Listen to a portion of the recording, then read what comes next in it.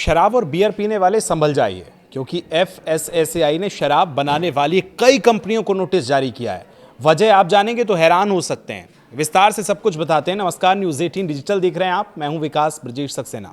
रम, brandy, whisky, wine और beer खरीदते समय बोतल पर लिखे कुछ फ्लेवर्स और शराब की उम्र से जुड़े दावों पर भरोसा करने वाले उपभोक्ताओं के लिए ये बड़ी खबर है।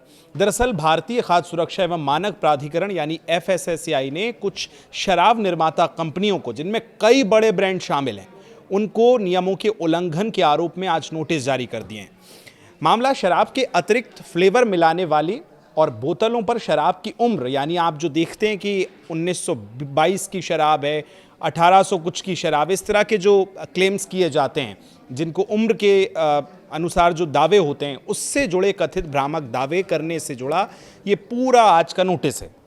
दरअसल एफएसएसएआई ने संबंधित कंपनियों से जवाब मांगा कि उनके खिलाफ food safety and standard act 2006 के तहत कार्रवाई क्यों ना की जाए, शराब में फ्लेवर मिलाने पर क्यों अब सवाल उठे, ये नोटिस जारी क्यों हुआ, वो सुनिए। एफएसएसएआई के मुताबिक कुछ कंपनियों पर रम, ब्रांडी, विस्की, वाइन और बियर जैसे अल्कोहलिक बेवरेजेस में नियमों के खिलाफ अतिरिक्त फ्लेवर मिलाने का आरोप लगा कि कुछ कंपनियां ऐसी हैं जो ज़्यादा तय मानकों से फ्लेवर मिला रही थी।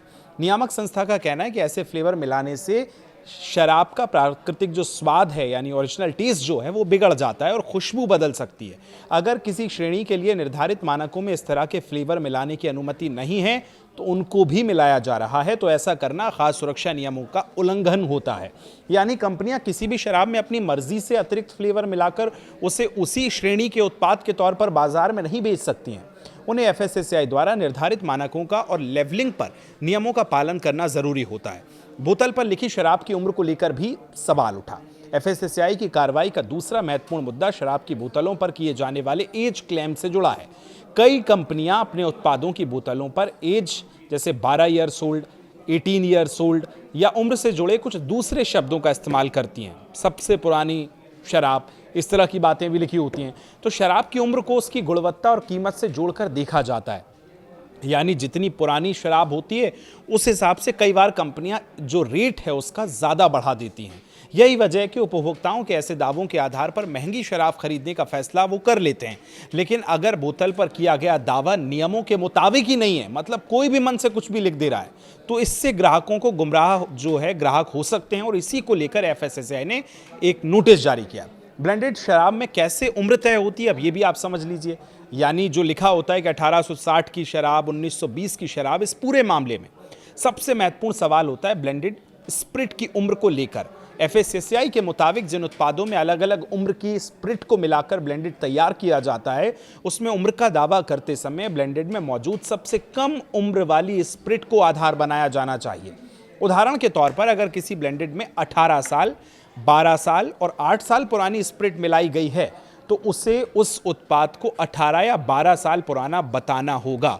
उपभोक्ता को गुमराह जो है वो कर सकता है। उम्र का दावा नियमों के मुताबिक सबसे कम उम्र वाली स्प्रिट के आधार पर होना चाहिए, ना कि पुरानी वाली। एफएसएसएआई ने पाया कि कुछ मामलों में इस नियम के मुताबिक सही जानकारी नहीं दिए जाने की आशंका उसको हुई।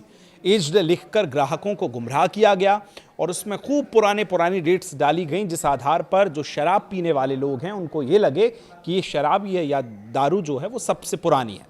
एफएसएसएआई ने शराब की बोतलों पर एज्ड और उम्र से जुड़े अन्य दावों के इस्तेमाल पर भी अब सवाल उठाए हैं। अगर कोई कंपनी ये दावा करती है कि उसका उत्पाद एक निश्चित अवधि तक परिपक्व किया गया है, तो उसके उस दावे के समर्थन में निर्धारित नियमों के मुताबिक जानकारी और रिकॉर्ड उसको देना चाहिए।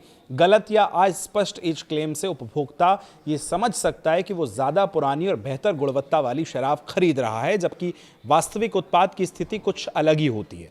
कंपनियों को जारी हुआ कारण बताओ नोटिस नियमों के कथित उल्लंघन को गंभीरता से लेते हुए एफएसएसएआई ने संबद्ध शराब निर्माता कंपनियों को नोटिस जारी किए हैं। कंपनियों को नियमों का उल्लंघन जो है करना बताया गया है, निर्देश दिए गए, साथ ही उनसे ये जवाब भी मांगा गया है कि इन दोनों चीज़ में आप जो कंपनियां इनके अतिरिक्त प्रयोग कर रही थी, उनसे food safety and standard act 2006 के तहत जवाब मांगा गया। अब देखना होगा कि कंपनियां इन दो क्लेम्स पे कैसे जवाब देती हैं। क्या वाकई जो FSSAI ने कहा कि वो तय मानकों से ज़्यादा फ्लेवर मिला रहे थे, उससे शरीर पर भी दूसरा प्रभाव पड़ रहा था, तो उस पर कंपनियां क्या जवाब देंगी, ये देखना बड़ा दिलचस्प होगा। आप क्या सोचते हैं उनके फ्लेवर या इस उम्र को लेकर, या कुछ और आपको इस विषय पर ज्ञान है, या आपने पढ़ा है, या आपको पता है, तो कमेंट करके ज़रा ज़रूर बताइए। यहाँ तक वीडियो देख लिया है उसके लिए बहुत बहुत धन्यवाद।